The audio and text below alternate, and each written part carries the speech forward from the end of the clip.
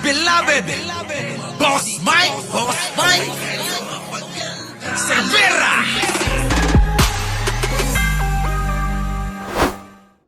Eto pa lang, hindi pa nila alam. O makinig kayo, Argo, sabihin mo na sa GC ninyo, yung mga DDS, sabihan mo na. Sabi ni Boss Mike, kamo, hindi lang pala si Villanueva. Si Villanueva pa lang, natataranta na tayo. Kay Villanueva pa lang, taranta na sila mga kababayan. Oh, 'di ba? Ang dami ng mga bumabanat na Villanueva, pumunta daw sa Malacanang kasama yung tatay niya, etc., 'di ba? Ang tanong, eto ngayon, ang tanong. Hindi pa nila alam itong dalawa, clue isang babae at isang lalaki. Ang tatalon over the bakod. Ngayon, isang babae, isang lalaki isipin nyo na kung sino. Nako ngayon mga kababayan. Pag nalaman na nila to at napanood na nila ito, mas lalo silang matataranta.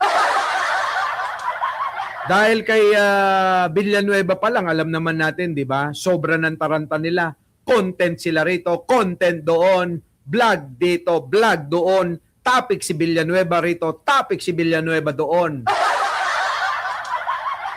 Sukdulan na nga, gamitin niya na yung ubasan Di ba? Sukdulan, gamitin niya na yung ubasan. Ngayon, mga kababayan, sa palagay po ninyo, paki-comment nga mga kababayan, kung sino ito hong dalawa, natatalon sa bakod ni Senator Win Gatchalian. Sino kaya ito?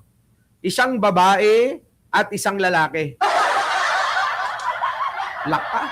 Mga kababayan, wala rin ako, bulag din ako rito Basta ang sabi, isang babae at isang lalaki.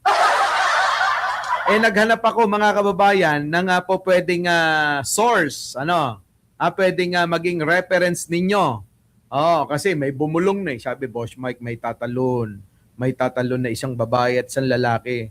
Si Villanueva? Wala. Iba pa yung si Villanueva. Meron dalawa, Boss Mike. Talaga ba? Sino? Clue. Isang babae at isang lalaki. Sakit nito mga kababayan sa mga DDS, Masakit yan. Abay, asang-asa sila Meron silang mga litanya na daig mo pa ang hudas kapag ikaw ay lumipat. may paganong-ganong pa si Marcoleta tsaka sila, di ba, Camille Villar. Ngayon, mga kababayan, ang problema, paano na ngayon ito? Siyempre, bago natin to talakayin at bago ko ihatid sa inyo itong pagkataranta ng mga DDS sa paglipat nga ni Villanueva, lalo natin silang tatarantahin sa bagong balita na bukod kay Joel Villanueva, may dalawa pa na tatalon. Dalawa pa. Isa po dyan ay babae at isa po ay lalaki. At meron na tayong reference mga kababayan, nakahanap na tayo. Ayon kay kay Erwin Tulfo. Mga kababayan, nakaka-copy-copy na daw nila. Konti na lang mga kababayan kita nyo, nakaka-copy-copy na daw nila. Nagkikita-kita na daw sila sa mga restaurant. Nagkakakwentuhan na sila. Naka! So, eto na mga kababayan. Naka po! Diyos ko! Ano unahin natin dito? Yung pagkataranta ng mga DDS. Wala stick. Natataranta na ho ang mga DDS. Siyempre, lalong-lalo na si Banat Bay. Siyempre si Banat Bay, pag nanalo si Sara, umaasa na magkaroon ng pwesto sa gobyerno. Siyempre kaya todo-todo, di ba? Todo-todo na natin to. Sayang ang pwesto sa gobyerno. Kung maging kahit bobo, maging asik-yusik yan, sigurado, magnanakaw ng husto. Ay, ayan mga kababayan ko, ang ginagawa nila, todo-todo. tayo mga kababayan, hindi natin inanais. Never tayong nagnanais ng kahit na anong posisyon sa gobyerno, mga kababayan. Alam nyo yan. Panahon na nanalo si Pangulong Bongbong Marcos, may mga offer na sa atin, pero tinanggihan natin, mga kababayan. Di ba? Bakit natin tatanggihan? Hindi naman natin kailangan. Mas kailangan ng mga tao na mas nakakaalam sa ganyang trabaho. Ako kasi, mga kababayan, hindi ako basta-basta tanggap ng tanggap lang ng mga obligasyon. Kung kaya na kung gampanan ng responsibilidad sa obligasyon na iaatang sa'yo, lalong-lalo na paglilingkod sa bayan. Mga kababayan, tanggapin natin yan kung kaya. Pero kung hindi naman, hayaan na natin siya mga nakakaalam. Hayaan natin siya mga mahuhusay. Di ba? At saka kung pagtulong lang naman, Arko, nakakatulong naman tayo sa mga paraan na alam natin. Di ba? Alam ng mga DDS yan, kaya nga hindi nila ako mabanatan. Yung mga dumadayo lang dito na mga nagko-comment dyan, yung mga ligaw yun. Kumbaga sa mga kababayan, mga damong ligaw na hindi kailangan. Diba? Yes, avoid temptation. Hindi naman ako madaling matukso. Hindi ako madaling matukso, pero hindi nyo ako matutokso ng pera nyo. Diba? Hindi ako matutokso ng pera nyo. Ninong nga hindi ako natukso. So anyways, bago natin itong umpisahan, mga kababayan, huwag niyong kalimutan na mag-like, mag-share, at mag-subscribe. Mga kababayan, ha? Addictos Rex, send mo na to sa kachat mo, ha?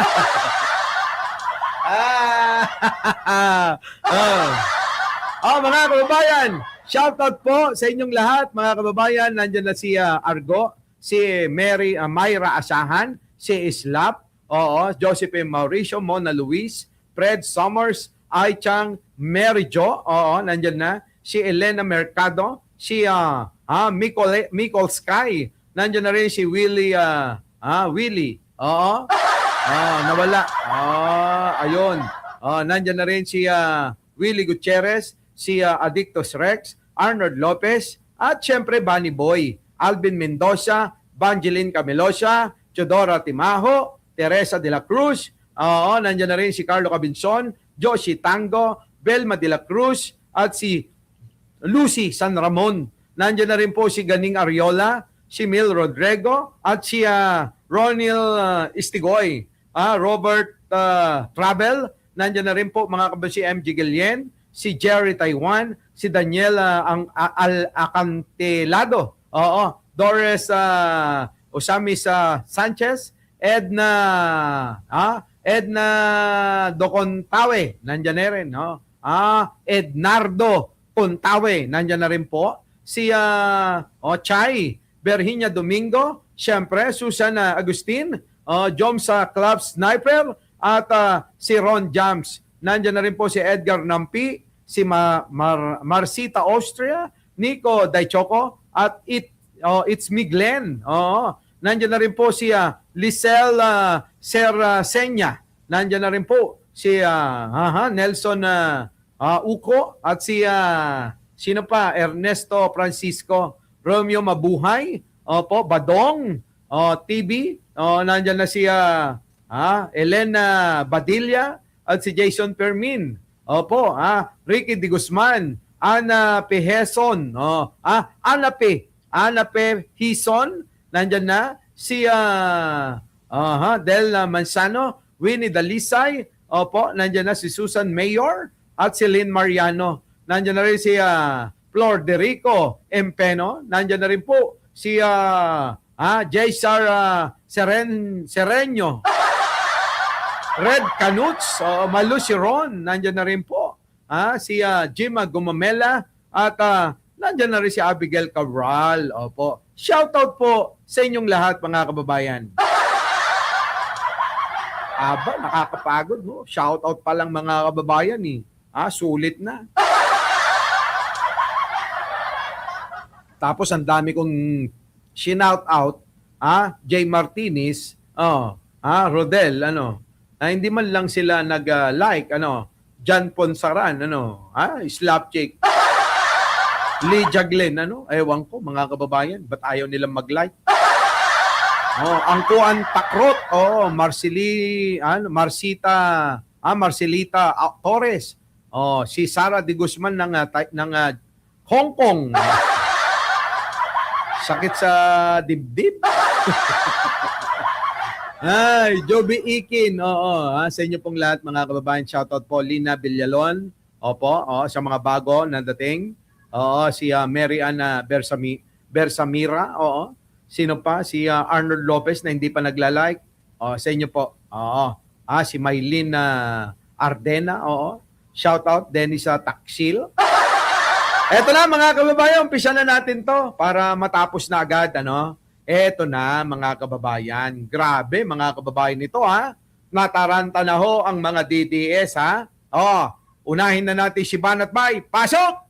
Villanueva, lilipat na sa BBM Senators. Yan ay kung siya ay matatakot doon sa plunder case niya. Bakit? Nabalitaan ko po kasi na nakahanda na po yung plunder case. Nabalitaan mo yun Iba naman yung balita namin. Sabi ng tatay niya, sundin daw niya ang konsensya niya. Diba? Sabi ng tatay ni Joel Villanueva si Brother Eddie Villanueva, kung ano ang nasa puso mo, sundin mo. Diba? Diba? Yun ang sinabi. Diba Kung ano ang nasa puso mo, sundin mo. Sabi ni Brother Eddie.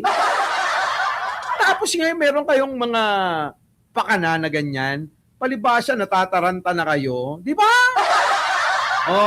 Buti pa si Marilu, Marilu Casero. Thank you po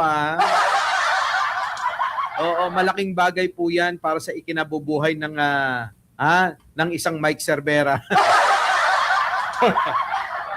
Ito na mga kababayan ko, pakinggan natin Pakinggan natin.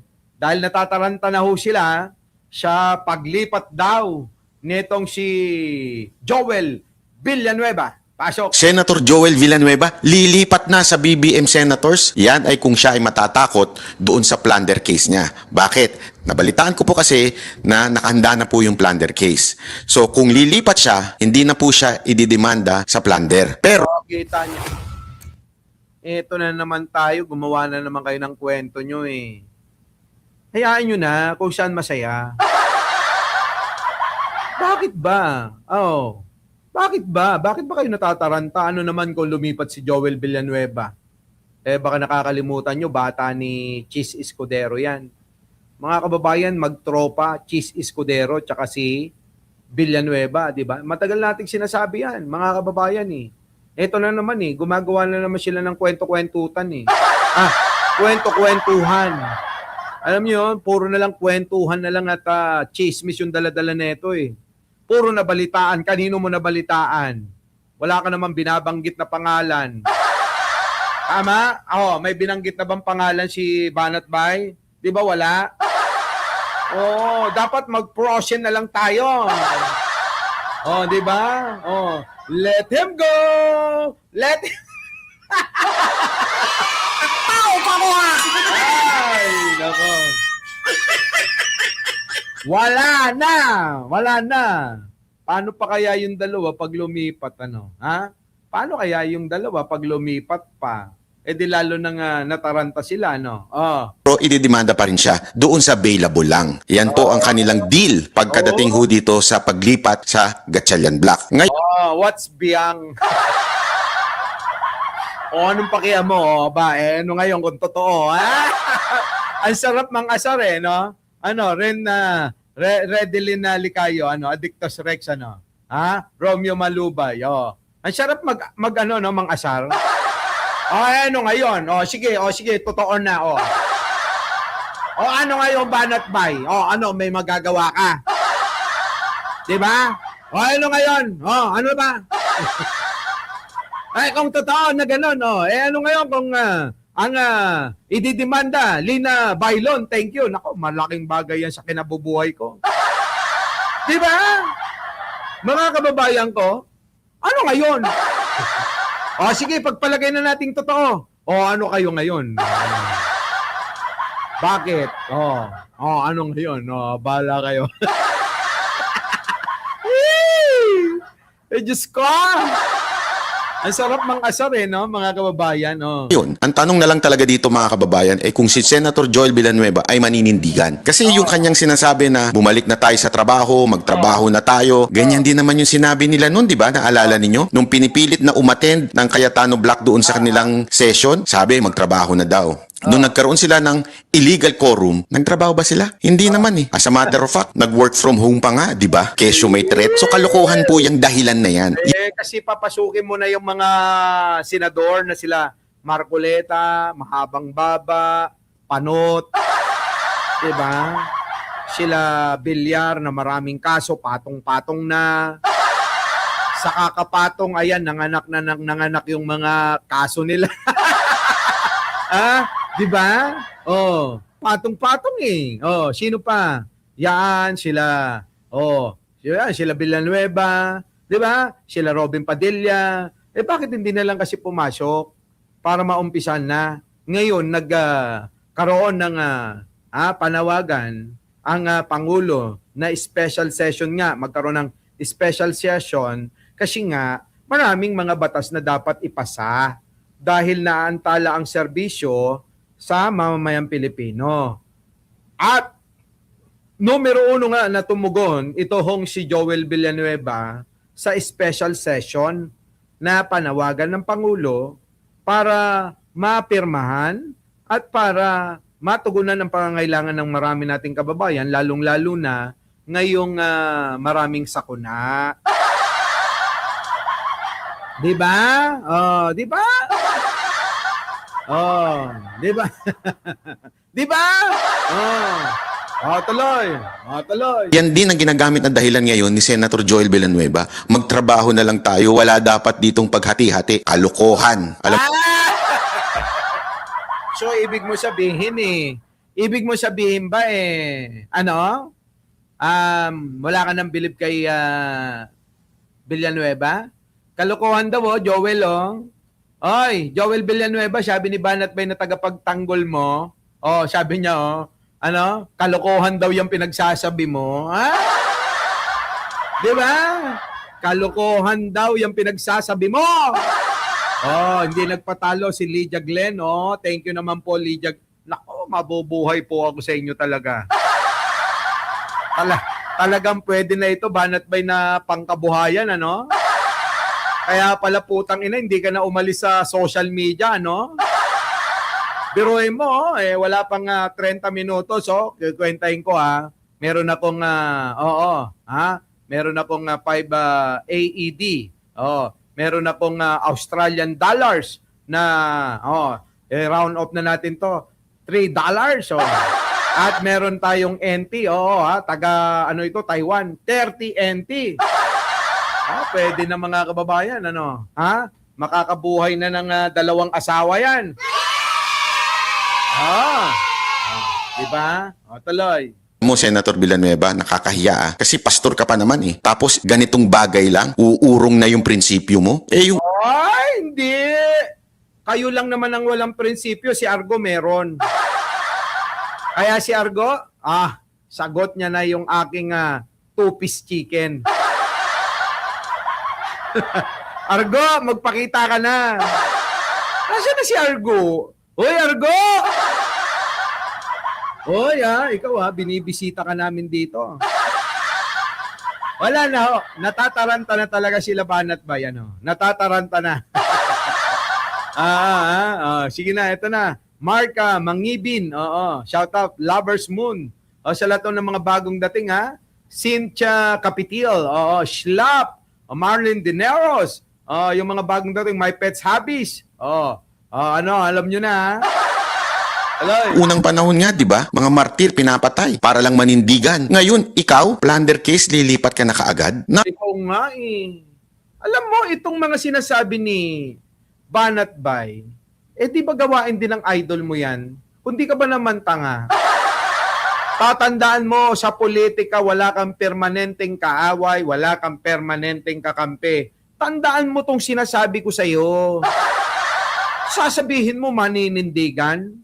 Eh bakit yung iniidolo mo at kinakampihan at kinakampanyan nyo na napakaaga pa? Walang iba kundi si VP Sara. O naninindigan ba yan? Di ba? Ano? Naninindigan ba yan? Hindi! O paninindigan na sinasabi mo. Kung paninindigan lang ang pag-uusapan, banat bay, huwag mo nang hanapin kay Joel Villanueva. Hanapin mo kay Sara. O kinanam tongka-tongka tarupam. Tao pa ko ha! Di ba? Di ba mga kababayan? Oh, gusto mong makita? Oh, ayan oh. Ang dapat maging presidente, Oh. mababait, masipag, higit sa Oh. lahat, hindi magnanakaw, hindi corrupt. Love Oh. you, BBM. I Oh. love you, BBM. Di ba? Oh, kung paninindigan ang pag-uusapan, mga kababayan ko, dapat hanapin nyo muna kay Sara. Di ba? Huwag nyo nga hanapin kung kani-kanino, wala kayong karapatan. Corazon Cruz. Replay po ito, Boss Mike. Opo. Replay tayo ha. Replay ito. Oh.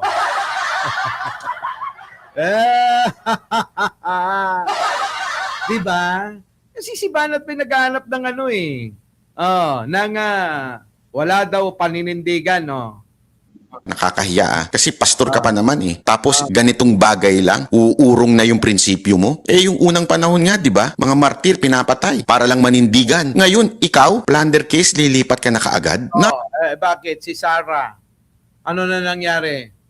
O bakit nag-iba? Sige nga, mga kababayan. Diba? Sabi ni Alicia Duran, mamaya po ang replay. Diba mga kababayan ko? Pag kayo maghanap ng naninindigan, kung kayo mismo hindi nga naninindigan eh. Tawag mo nga kay Kibuloy nun, di ba? Bula ang propita. Diba? Tawag nila noon, Juliet Mike, bula ang propeta daw, di ba? Sab anihilasyon. Sino? Si Sara Duterte, Kibuloy. Tawag na mga yan, oh. Yan, yung grupo na Banat Bay, bula ang propeta, eka yan. Hindi ako naniniwala dyan. Kung totoo talaga na merong kapangyarihan dyan, tanggalin mo na si Marcos. Hindi ko magaya, mga kababayan, maliit yung labi ko. Oh. Di ba, mga kababayan ko?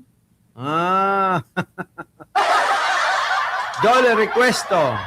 Oh, sige, pakinggan natin uli. Nasaan ang pananampalataya mo? Nasaan ang conviction mo? Alam mo, Pananampalataya daw. Nasaan ang pananampalataya mo? Nasaan ang conviction mo? Wait.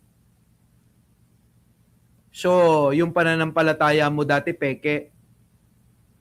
Dahil bigla ka na lang naniwala kay Kibuloy na siya ay sugo ng Diyos. Napakaliwanag naman, maraming nagrereklamo na, hindi lang sugo ng Diyos, kundi sumususo. Sumususo sa susong dalaga. Paano naging sugo ng Diyos yun, mga kababayan ko? Nakapila, mga kababayan, yung sususuhin niya. Bengbang dito, iba. Bengbang sa isang araw, iba. Kapag natripan niya araw-araw, bebengbang, mga kababayan, lahat ng mga nakapaligid na mga nakashampoo ng Palmolive.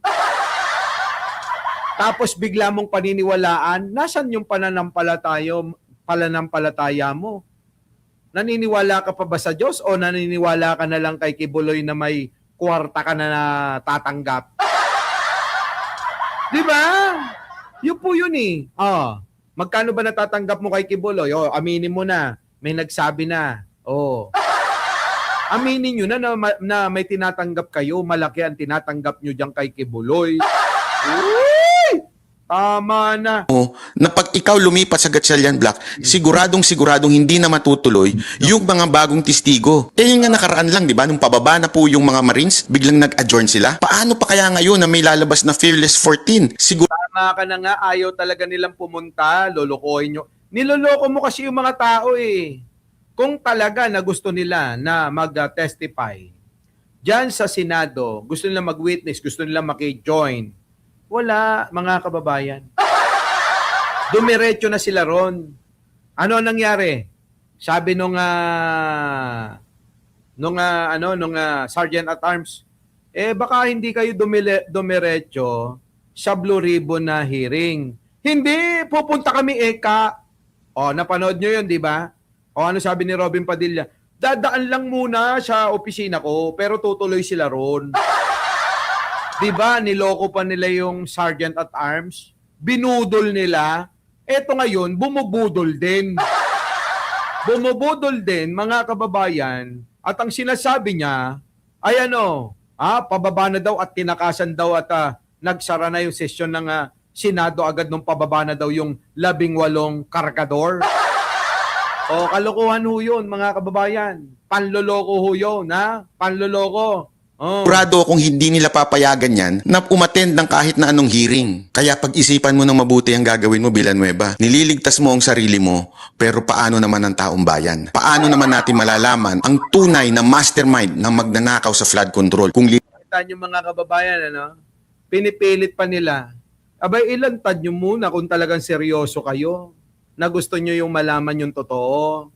Sabi ko nga mga kababayan sa interview ko sa Channel 5, sa pamamagitan ng host na si Jojo Alihar, wala ngang napakulong na magnanakaw, wala ngang salarin, wala ngang kurakot na politiko o kahit na sino man lang na tao ang napakulong ni Digong. Kung seryoso kayo mga putang ina nyo, kung seryoso kayo mga putang ina nyo, na talagang gusto nyo ay may managot, hanapin nyo muna kay Digong yan. Dahil kay Pangulong Bongbong Marcos, marami nang nakakulong ngayon. Nakakulong na si Ramon Revilla, nakakulong na si Jinggoy Estrada, nakakulong na yung mga Diskaya, nakakulong na yung mga district engineer. Si Digong, meron ba? Putang ina mo, banat ba yan? Meron na bang napakulong si Digong? Nakulong na't lahat-lahat siya. Nauna na siyang nakakulong. Wala pa rin napakulong. Di ba, munting tinig? Sipin yung maigi, mga kababayan. Yung mga hinampil, mga kampon ni Satanas, mga kampon nila Kibuloy at ni Duterte, mga sinungaling ito. Ay, sabi ko sa inyo mga kababayan yan, tulad ni Bunuan, pinakulong ayun na hospital arrest. Nakakulong, di ba? Bunuan, kanya mismo na, gabinete, membro ng gabinete niya, pinakulong niya. Ang tanong, balikan natin, kung seryoso talaga ang kampo netong mga putang inang ampapangit na magkakamukhang Duterte na to, nasa nang napakulong nyo? Sige nga. Nasa nang pinangako na 3 to 6 months? Asan? Ibalik natin yan. Yun lang, hindi na makakaalis yung mga hayop na yun para kayo, sigaw kayo na sigaw, para kami sa katotohanan, para kami sa korupsyon, para kami sa bayan. Putang ina nyo! Tao pa ko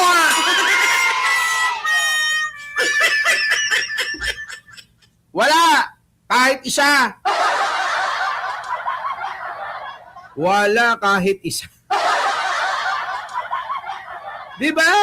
Meron ba kahit isa? Panginang yan, munting tinig. Tala kahit isa, wala talaga Wala talaga. Kahit pagbalik-tarid mo, yung encyclopedia.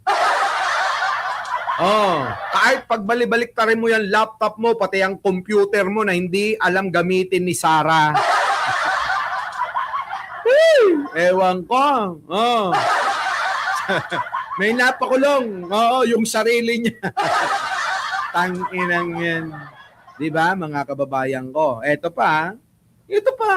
Para maliwanagan yung mga DDS. Di ba kayo nagtataka? Ulitin ko Kayong mga DDS, makinig kayo. Hindi ba kayo nagtataka na lahat halos ngayon ng gustong ipakulong ni Pangulong Bongbong ay kakampi ni Digong? Kita nyo mga kababayan ko? Lahat halos ngayon ng mga gustong makulong at mga may kaso ng pandarambong ay mga dating kakampi ni Digong. Alamin nyo. Ultimo, si Saldico at saka si Martin Romualdez. Di ba? Kakampi ni Digong yan Nung araw, mga kababayan, sila ang magkakasama. Kaya nga naging campaign manager pa ni Sara. Pagkatapos, mga kababayan, nang hindi na nila makuha at nabisto na si Saldico at Martin Romualdez, eto na ngayon, panay na ang tira nila kay Pangulong Bongbong. Tapos ngayon ginagamit nyo ang Martin Romualdez? Ginagamit nyo ang Saldico para maikonekta kay Pangulo? Mga gunggong. Ikonekta nyo kay Digong yun! Huwag nyong ikonekta kay Pangulong Bongbong! Diba? Mga kababayan ko isipin nyo muna maigi. Balik nyo ang nakaraan. Kanino ba nagmula yan? Hindi yung nandoon kayo kagad sa unahan. Dahil pag nasa unahan kayo, hindi nyo pinagdaanan ang nakaraan, maliligaw kayo sa inyong paroroonan. Di ba? Tama ba mga kababayan? Dapat matuto yung magbalik ng nakaraan. Sila yung mga magkakasama. Martin Romualdez, Saldico, Digong, sila Pulong, yang mga sila Velasco, yan, yung mga Alvarez, yan yung mga magkakasama Magkakasama sa pagnanakaw sa kaban ng bayan na akala nila ay maitutuloy nila sa panahon ni Pangulong Bongbong Marcos. Nabisto ni Pangulo. Ano nangyari? Ibinisto niya. Kahit sino ka pa kahit kaalyado kita, kahit kaibigan kita, kahit kamag-anak kita, kapag kamali ang ginagawa mo, mananagot ka. Ano ang bilin ni Pangulo? Kung saan dadalhin ang ebidensya, dapat managot sila. Mula nung mga naririnig ko yung kay Pangulo, mga kababayan mga kababayan, nakaka-inlove. Our beloved Boss Mike